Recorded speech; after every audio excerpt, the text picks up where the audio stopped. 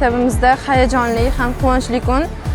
Bugun 11-sinfni tamomlayapmiz. Shu bilan birgalikda quvonchli kun men uchun, chunki prezidentimiz tomonidan ajratilgan keng ko'lamli imkoniyatlar orqali men O'zbekiston davlat jahon tillari universitetiga muddatidan oldin talaba bo'ldim.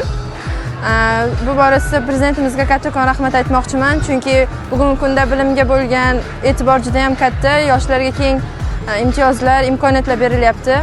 Bugungi tadbirimizda Guliston tuman hokimimiz ham ishtirok etdi. Bu bizga juda ham ruhlantirdi hamda qo'shaloq bayram bo'ldi.